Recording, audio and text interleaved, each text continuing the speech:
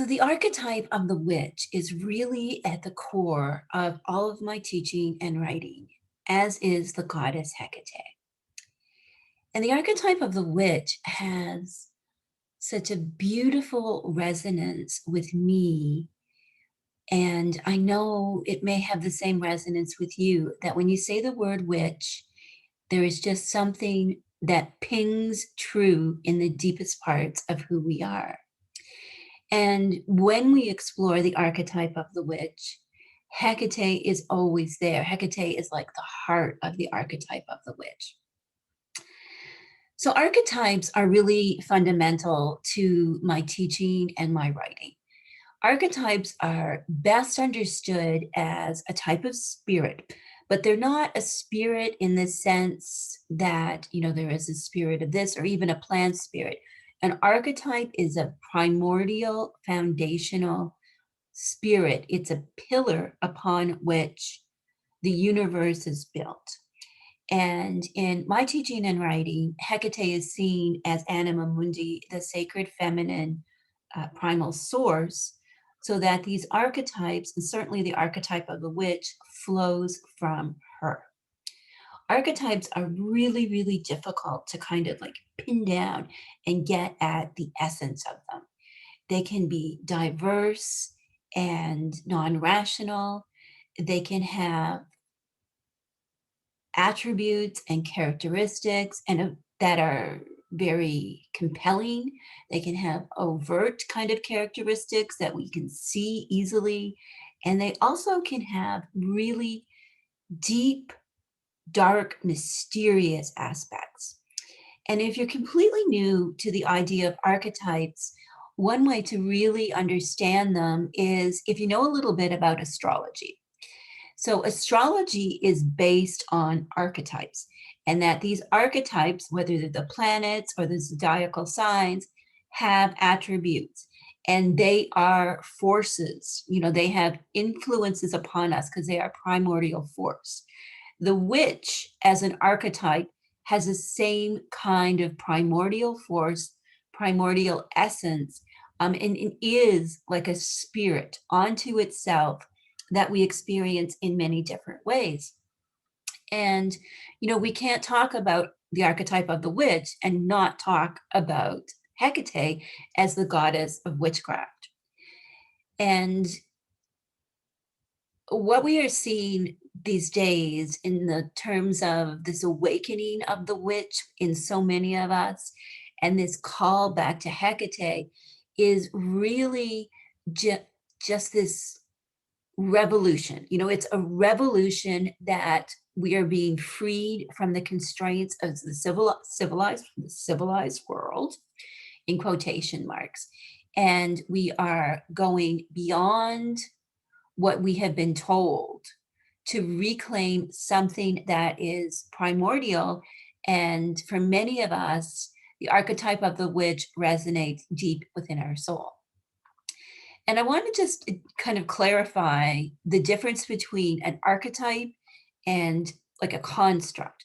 So we can talk about the construct of the witch, which would be more of a mundane, kind of a logical way to understand the witch. So the witch as a construct, is associated with like Halloween and spells, and sometimes a crone or an evil seductress.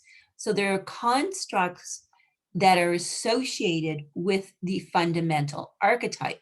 But the archetype itself is a spirit. The archetype of the witch comes to us in our dreams, our imaginations. When we see a picture of a witch and we're like, oh, that just vibrates and resonates within me. That is the power of the archetype of the witch. So it is not merely like a definition. An archetype is a spirit. And if you are a witch and you're called to, the deeper world, and you want to begin working with spirits, an ideal way to start is to start working with the archetype of the witch. Or I should say, like allowing the archetype of the witch to work on you. Because the archetype of the witch is, kind of endless and is as old as the universe, because the archetype of the witch is about the healing power of the natural world and the deeper world. And the witch archetype is fundamentally that of the healer. Now, in our modern terms, we may see this role as a healer in really different ways. You know, we can see it in so many diverse ways. So you could be the witch who does her healing work through crystals. You could be the witch who does healing work on herself through her intention settings. You could be the witch who connects with the archetype of the witch by your appearance. And we see the archetype of the witch in all of the diverse glory and uniqueness portrayed so often in pop culture these days. You know, we see the witch portrayed in music and movies and on television, you know, and in books, and just the archetype of the witch is being explored everywhere we kind of turn these days. And fundamentally, that is like a rebellion against civilization, because at the heart of the archetype of the witch, in addition to the healing aspects, is also the rebellion.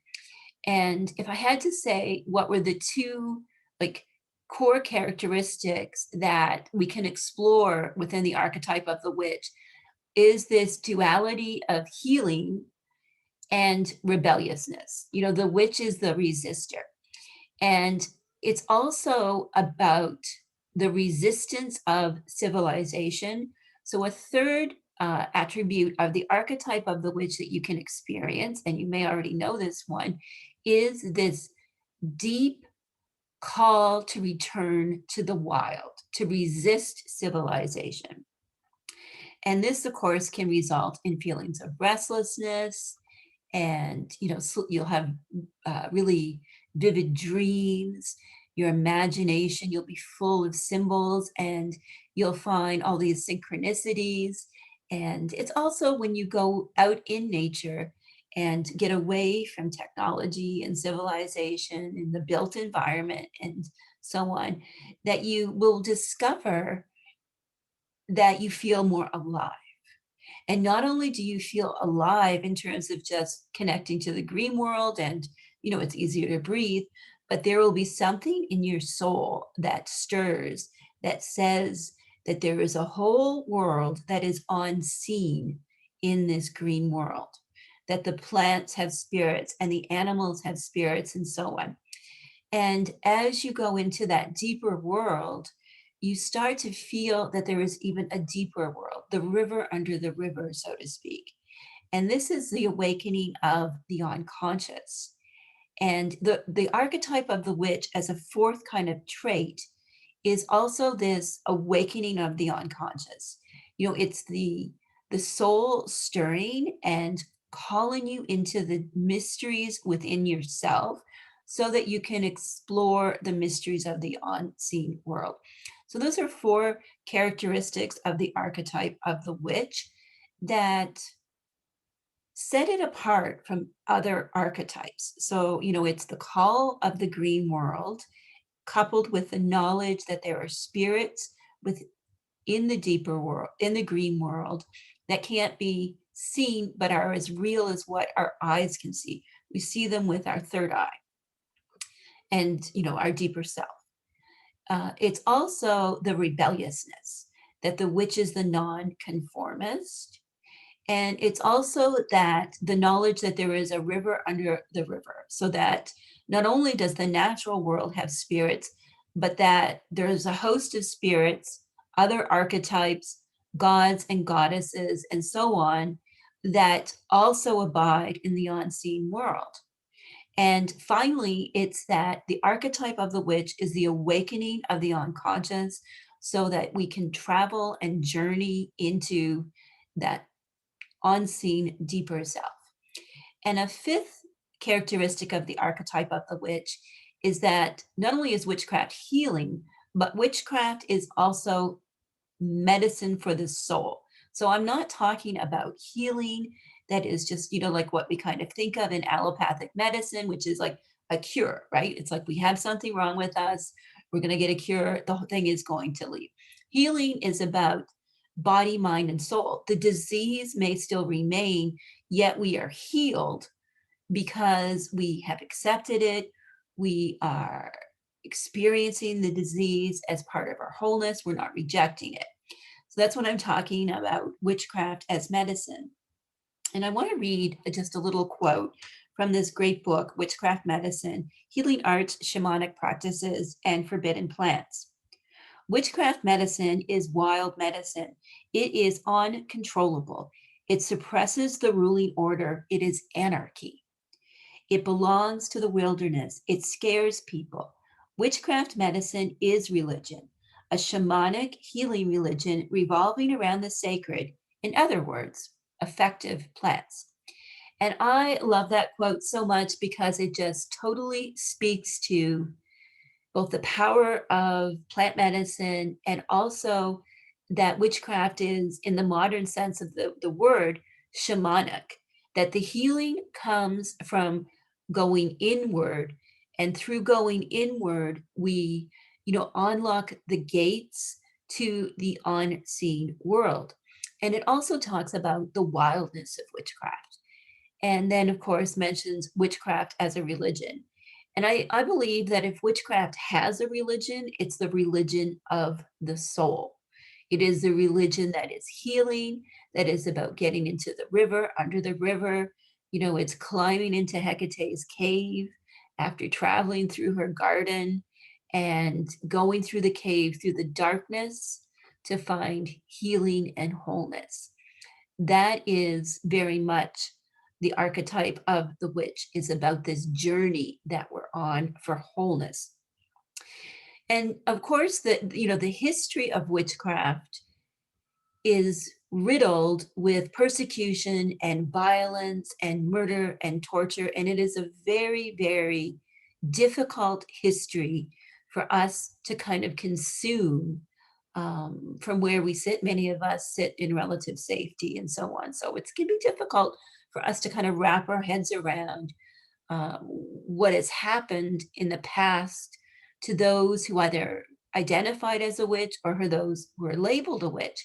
And of course, when we're talking about history, a lot of times the label witch was slapped on to a woman, particularly whenever she was a rebellion, and if she engaged in healing arts, and if she dared to kind of buck the system. Because it's important to note that witches, whether they were sibyls or priestesses or mediums or healers with plant medicine, when they were of use to the power structure, they were used by the power structure. And when they were not of use, they were cast aside, often imprisoned. And the word witch was used to label someone, usually a woman, as evil, and it's cavorting with the devil, and so on. And there's this really heavy history to the word witch, and the archetype of the witch carries that heaviness with her. And I'm using the term her not in the sense of excluding other genders, but of in differentiating between the witch as being primarily anima, which is the sacred feminine primal force that goes through all things in the universe, compared to animus, which is the masculine force. Because fundamentally, witchcraft is of anima, and Hekate, according to the ancients, was Anima Mundi, the very soul of the world. So we see this correlation from antiquity, where Hekate is goddess of witches, and Hekate is also Anima Mundi, soul of the world. So we see this kind of portrait emerging, that witchcraft and the archetype of the witch flows from Anima Mundi. It flows from the sacred feminine source. And it's good to talk about why this might be. So the sacred feminine force, the anima, is associated with the interior life. It is associated with the self in relation to others. it is associated with power with the other, not power over the other. And anima is also associated with this deep healing. You know, it is not cure, it is healing. It is medicine of the soul. It is the inward journey. And animus, the kind of archetypal masculine force, is very different than that. And we have both anima and animus within us. So it's not either or, you know, and neither one is good or bad. It is just, these are the two kind of primal forces, anima and animus. And of course, in this day and age, you know, we're exploring femininity and masculinity. So I'm using a psychological lens just to kind of talk about the differences between anima mundi and animus. And it's really a way of understanding ourselves through these kind of broader archetypes, just as we can understand ourselves through exploring the archetype of the witch. However we explore, you know, the archetypes. Archetypes are vast and they are diverse and they are beguiling. And this is where we come into trouble with all of the control that's been imposed on the witch over the histories, because, you know, she is about the interior life, about intuition and emotions and feeling. And this is connected to wildness and the deeper world. And it is the opposite of the civilized world. So when we talk about, you know, the magician as the male figure who works with magic, the magician as an archetype is about power over. It is about using magic through the outward world. It is about personality and structure and order and civilization, vis-a-vis the witch, that is archetypally about the feminine, the interior life, power with, and so on. So you can see there is a difference between the magician and the witch archetypally, and exploring this through a psychological lens. Of course, how you may experience this as an individual can vary greatly. And, you know, in my teaching and work, I use a psychological lens to explore the archetype of witch and the goddess Hekate. And, you know, my own journey is really embedded in this this exploration of mine. You know, this what keeping her keys is this great journey that I'm on, and that resonates with so many. And for me as a psychologist, you know, I practiced in healthcare and academia as, you know, and as a psychologist doing research in attachment and close relationships and well-being, you know, working with women and families to help develop and implement and evaluate self-directed programs. And all of this was about a healing journey. It was about moving them in a way that was empowering to wholeness. And that's really always been my kind of prime objective in life, is to be a healer teacher in this role. You know, of course, when I was a psychologist, you know, talking about being a witch was something that was definitely not appropriate. And so throughout my whole career, throughout my training and then my career, you know, I kept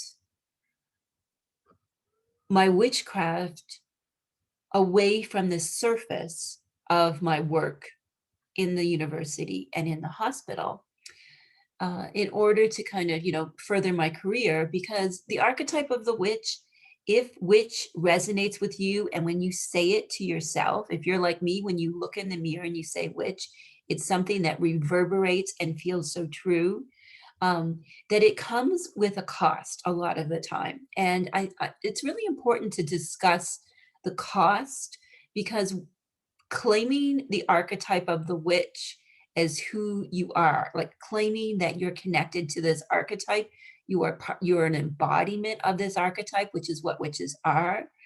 That usually comes with a cost. And that's one of the qualities of the archetype, is that there is a cost for being connected to being an embodiment of the witch archetype.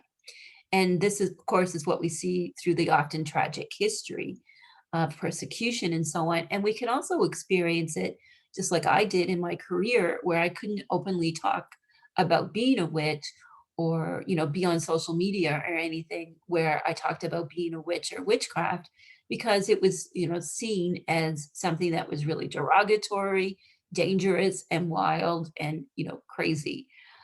Eventually, as the archetype of the witch does, she haunts our dreams, and she pokes at us, and she says, keep going, keep persisting. And Hecate is often, of course, the vision that we see, because she brings the archetype of the witch, that comes with her. She trails it with her. There is no Hecate without witchcraft. Those two are so entwined that we can see how the archetype of the witch is really perhaps like symbolically her first creation, that she birthed the world, and then she birthed witches, and then the rest of it happened. That we are that connected to Anima and her spirit. So it often comes with this kind of price. Now, eventually, as the story goes, the call of the archetype of the witch and Hecate within me grew so strong that I decided to step away from that career and kind of put everything at risk in order to pursue what I felt was true to me. And this is also another characteristic of the archetype of the witch, is that there is a call to a journey that involves risk, but there is a knowing that the reward will be great healing, really wholeness, sovereignty, and empowerment, and so on. So that is another aspect of the archetype of the witch. And another part of this archetype is that the witch always abides on the edges. The witch is not set right in the middle of society. The witch can sometimes be a high priestess or a queen, but the witch is not about being in the civilized world. The witch is about being the edge dweller. And that's a really important aspect for us to connect with and explore within our own lives, how we are edge dwellers or hedge dwellers or hedge riders. We can get into all kind of the metaphorical ways of understanding that the witch is fundamentally always going to be not of the mainstream. We are an important force on the planet. We help to keep the balance of the planet. And when we are too subdued, we are too forced into the shadows, even, more than is our nature of staying in the shadows. When we're really chained, you can see how the balance of the world goes askew. And the denial of the archetype of the witch as an inherent and beautiful part of the world is really a big part of why we're in such a global state of chaos these days. Because to deny the archetype of the witch and the goddess Hecate is to deny the natural world, is to say that civilization is the only way, there is no deeper world. Our dreams and imaginations, our visions, the synchronicities we experience, we find a key and so on, that none of these things are valuable, that they are just kind of foolish nonsense. So that's really connected to the archetype of the witch too. And then, of course, there is the gifts of prophecy and psychic skills that have been really kind of marginalized as well, that are also part of the archetype of the witch. So as we get deeper into exploring the archetype of the witch, you can see that it expands, but there is kind of at the heart this medicine that is healing, and there is always a rebellion. There is always this otherness. And witchcraft today is often kind of like cleaned up quite a bit, prettied up, And there's a denial of the dark history of the witch. And when we deny kind of the shadow aspects of the witch, we really deny the truth of the witch archetype. And I'm just going to read this quote from the Book of Symbols. And it really speaks to how much healing is found through exploring the darker aspects of the witch. Yet even at her most frightful, even as the cackling, tornadic, wicked witch of the West in the film classic The Wizard of Oz, or as the terrifying Baba Yaga who pulverizes the stuff of the world with her mortar and pestle, even as a ubiquitous, wicked stepmother or venomous crone of so many fairy tales, the witch is always at the vital center of things. She brings us to our true nature. She breaks stasis or purposefully creates it. She sets things in motion, stirs the pot, is instigator and matrix of fateful odysseys and transformations. And she manifests in our stupefying tendencies, the regressions and fascinations that arrest possibilities of growth. She is also the weird earth of our restoration. She makes things so intolerable that we are forced to break the lock. She scares the life into us.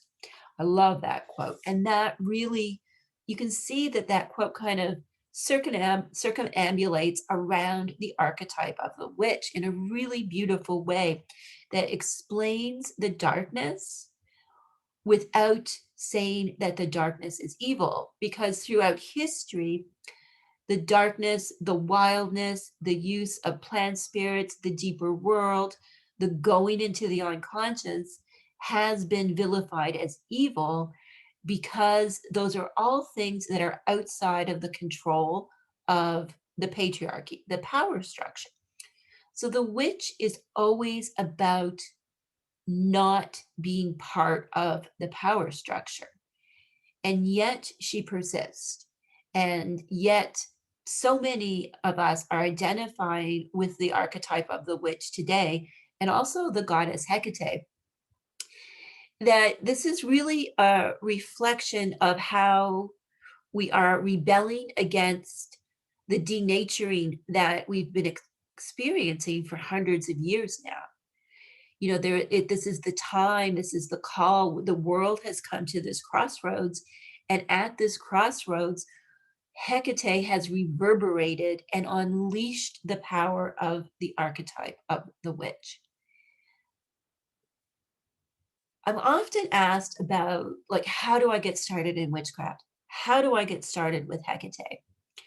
And my advice is to sit with the archetype of the witch. You can look at artwork, you can explore the archetype of the witch in movies, you can draw, or, you know, creativity is another part of the archetype of the witch. So you can draw or create things, and just explore what the archetype of the witch is to you, and find your space that you naturally abide within this really vast and beautiful and empowering spirit that is the archetype of the witch. There's very little that we can do kind of wrong if we go into exploring our own witchiness with openness and curiosity, and sincerity, that we're going about exploring the witch within us through understanding the history, following our intuition, and so on. And when it comes to getting started with Hecate, I say the same thing. You know, get an image of Hecate that you really love, sit with a candle. The dark moon is a great time to do this on. And you can just sit there. You can have an image of the witch. Circe and Medea are excellent witch ancestors that you can work with. And maybe an image of Hecate. Get a candle on the dark moon, get in a safe space, and just get comfortable and open up your imagination, because that's where the archetype of the witch abides is in that space in our mind, and she comes to us in our imaginations, in what we see. And we've been programmed so long to devalue imagination and dreaming that it can be a real challenge just to allow the imagination to be the sacred space that it is. So I always say, start there. I have lots of great rituals in my books and certainly in the courses I teach. And for me, there is always a tension between wanting to have the reader or the student have space to explore their location where they're at within the archetype of the witch and in connection to the goddess Hecate, where they're at in that moment, and encouraging them to go deeper still. So performative rituals are fantastic. Um, as long as you're allowing that space for those visions to come out, as long as the ritual is opening the door to the unconscious, it's a ritual that awakens the soul, and that's where you find Hecate. That's where she abides, and that's where the archetype of the witch abides. And if you're watching this video, that archetype is alive and breathing in you, and you are part of that archetype. So express it and experience it in a way that feels true to you. It is helpful to, work on protection, to perhaps carry a protective amulet, or have salt or something, just in case the energies get to be a bit too much in your explorations. And you can always read, Keeping Her Keys, an introduction to Hecate's modern witchcraft, which guides you through the whole process of connecting to the archetype of the witch and the goddess Hecate. And my new book, there's a deep exploration of plant spirit witchcraft of Hecate's garden. So archetypally, Hecate is the triple form goddess. And as the triple form goddess, she represents the three realms that are symbolized by the cave, the garden, and the temple. So in Hecate's garden, we go deep into her garden to learn the magic, medicine, and mystery of Hecate's garden, of plant spirit witchcraft with Circe and Medea. So it's really an exploration of the archetype of the witch. And I'm going to read this little poem from that book to close off this episode. Remember whose you are. Hecate's chosen, never broken, rising stronger, keepers of keys, seekers of mystery, practitioners of the craft, firewalkers, torchbearers, flamethrowers, shadow walkers, victorious, dragon tamers, banishers of the profane, binders of evil, blessers of the true. Speak unto the spirits of my garden, allowing them to fulfill their purpose as your true medicine. The mother has spoken. Thank you so much for listening and watching this episode of the Keeping Her Keys podcast. You can learn more about my work at keepingherkeys.com.